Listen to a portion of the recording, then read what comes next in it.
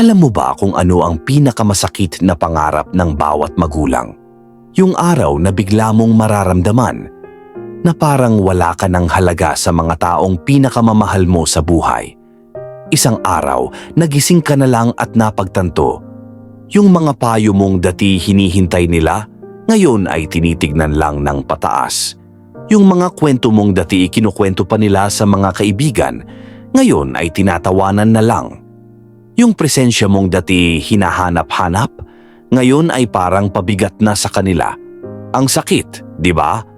Parang may tinik sa dibdib mo tuwing mararamdaman mo to. Pero heto ang katotohanan, hindi mo kailangang tiisin to. Sa video na ito, ibabahagi ko sa iyo ang 6 na sikretong paraan kung paano mo ibabalik ang respeto ng mga anak mo nang hindi mo kailangang magmakaawa, magpakababa o makipag-away. Unang-una, kailangan nating tanggapin ang isang mahirap na katotohanan. Ang respeto ay parang butterfly.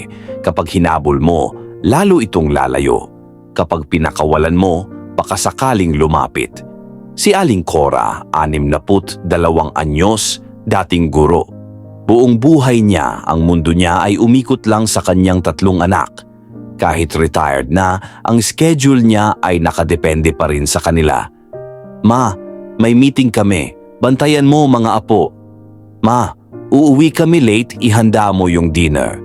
Ma, may seminar ako, sunduin mo si Junior sa school.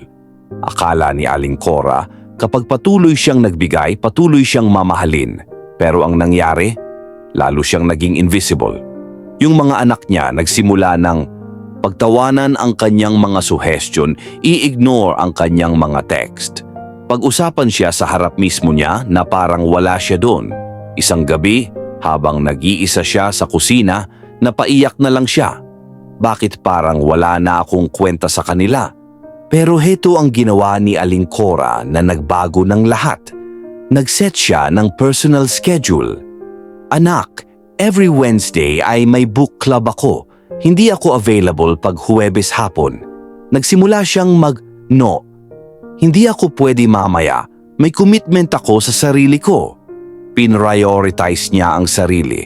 Nag-enroll siya sa online course at nag-volunteer sa local library.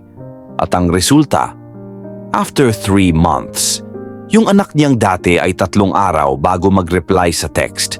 Ngayon ay tatawag para lang kamustahin siya. Yung apo niyang ayaw siyang pakinggan, ngayon ay nagtatanong tungkol sa mga libro na binabasa niya. Yung asawa ng anak niya na dati ay parating naguutos, ngayon ay nag-aalok ng tulong. Ang aral? Kapag pinakita mong mahalaga ka sa sarili mo, matututo silang magbigay halaga sa'yo. Pangalawa, tandaan mo ito. Ang respeto ay hindi nakukuha sa pagsigaw. Nakukuha ito sa katahimikang puno ng lakas. Si Mang Luis, 68 anyos, retired engineer. Palagi siyang pinagtatawanan ng mga anak kapag nagbibigay ng payo. Tay, ang tanda-tanda mo na. Wala ka na sa panahon. Ewan ko sa'yo, ang kulit-kulit mo. Hindi na uso yung mga sinasabi mo. Dati pinipilit ni Mang Luis na patunayan ang kanyang halaga. Nakikipag-away, nagmamakaawa, nagagalit, pero lalo lang siyang binabalewala. Hanggang sa isang araw may ginawa siyang ibang approach nang sabihan siyang, ang tanda-tanda mo na.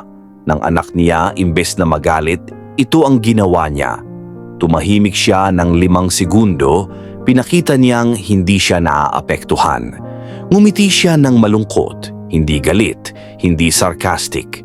Nagtanong siya ng mahinahon, Anak, alam mo ba kung bakit ako nagbibigay ng payo?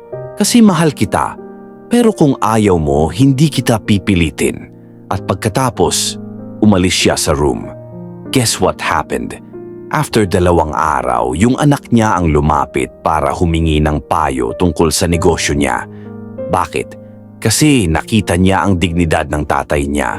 Yung klaseng dignidad na hindi kayang sirain ng kahit anong pangaasar. Sa mga magulang na nanonood nito ngayon na parang unti-unting nawawalan ng pag-asa, tandaan mo, ang pagmamahal ay parang halaman. Minsan, Kailangan mo munang bawasan ang pagdidilig para matuto itong maghanap ng tubig sa sarili nitong ugat. Hindi mo kailangang magmakaawa para sa atensyon, magpakababa para sa respeto, magtiis ng pagtrato na hindi mo deserve. Simulan mo ngayon. Una, mahalin mo ang sarili mo. Ipakita mo sa kanila kung paano ka dapat mahalin. At paniwalaan mo, babalik ang respetong nawala. Kasi ang totoo, hindi ka naman talaga nawalan ng halaga. Nakalimutan lang nila. At ngayon, oras na para ipaalala mo.